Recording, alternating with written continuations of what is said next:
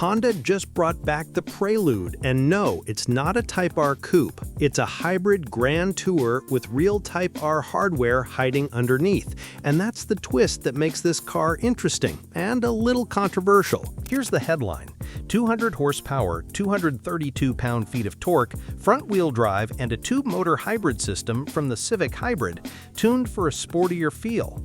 Think electric motor shove off the line, with the engine stepping in as speed builds, rather than a traditional transmission doing the work. That's why Honda added S+ shift, fake gears with paddle control, rev-matched downshifts, and gear holding, to make it feel more mechanical than a typical ECVT hybrid. Purists will roll their eyes. Real-world drivers may just enjoy the engagement. What's genuinely new? The S+ shift mode debuts here and will spread to other Honda hybrids, but this is the first time Honda pairs its two-motor hybrid with Civic Type R chassis bits. Dual-axis front struts, wide tracks, adaptive dampers, and big Brembo 4-piston front calipers with 13.8-inch rotors. That matters because the dual-axis setup is designed to tame torque steer and sharpen turn-in, especially on wider tires. It's not just badges and blue calipers, it's meaningful hardware under a sleek 2+2 liftback body. Quick spec check.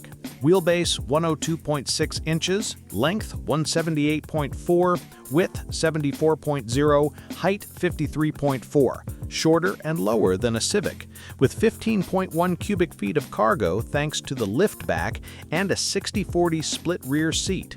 Inside, it's Sport Luxe, leather-trimmed sports seats with asymmetrical bolsters, tighter for the driver, looser for the passenger, plus a 10.2-inch cluster, 9-inch touchscreen with Google built-in, wireless CarPlay and Android Auto, and an 8-speaker Bose system tuned for this cabin. Not a stripped-out track toy, more a modern GT with everyday usability. Driving modes: Comfort, GT, Sport, and Individual. They retune power response, steering, damper stiffness, engine sound, and even the cluster layout. In S+, the car simulates downshift blips and holds gears, which helps on a back road where predictable engine braking is worth more than spec sheet drama. If you know Honda's two-motor hybrid, you know there's no conventional gearbox. S+ is clever theater layered on a direct drive hybrid for feel and timing. Let's talk expectations. No official 0 to 60 or curb weight yet, and no EPA numbers either. But the Civic Hybrid with the same 200 horsepower can hit the low 6-second range to 60, and it's rated up to 49 mpg combined, depending on trim. The Prelude might trade a bit of that efficiency for stickier tires and adaptive damping, but even mid-40s mpg would make it the most efficient two-door with genuine handling credibility. If Honda lands there, that's a compelling niche. If the weight creeps up and tires default to all seasons, it'll feel more quick-ish than quick. Chassis substance is the selling point. Dual-axis front struts, 11.3 steering ratio, 2.1 turns lock-to-lock, and shared 13.8-inch front and 12.0-inch rear rotors with Brembo front calipers point to track-capable thermal headroom and precise front-end bite. With summer tires fitted, this should carry speed through corners better than the specs suggest, and the adaptive dampers will let it breathe on rough pavement, a hallmark of the Civic Type R that often surprises test drivers. Now, the contentious bits. No manual, no real multi-gear automatic. For a nameplate that once courted enthusiasts with slick shifting 5 speeds and 4-wheel steer lore, the simulated shift approach will divide the fanbase. On the flip side, this architecture gives instant torque, refined cruising, and likely excellent efficiency, traits that matter in 2025 more than a high-revving NA4 does.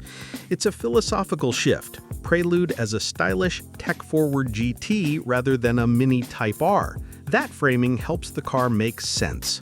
Design take: low nose, wide stance, double bubble roof, flush handles, integrated aero including a front underspoiler and tidy rear edge treatment for stability.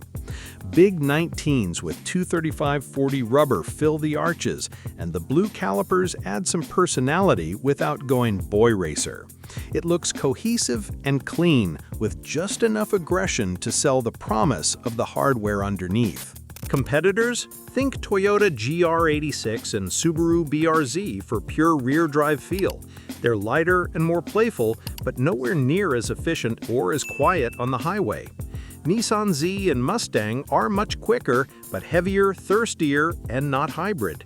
The Prelude positions itself as the efficiency-first coupe with real chassis chops, not a drag strip hero. If that's the mission, Honda's parts bin choices are smart. Pricing will determine whether it's a value play or a premium ask for hybrid tech and Type R bones. Bottom line, the new Prelude is a modern grand tourer with genuine handling hardware and a hybrid powertrain that prioritizes smooth shove and efficiency over raw numbers. If S+ shift feels natural and the dampers are tuned right, this could be the enthusiast's commuter that still shines on a back road.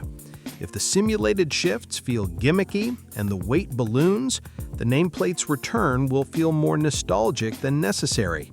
Your move, Honda. EPA, curb weight, and pricing will tell the final story.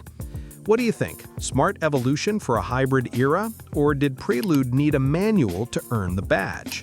Drop a comment, hit subscribe, and tell which rival you'd cross-shop against this coupe.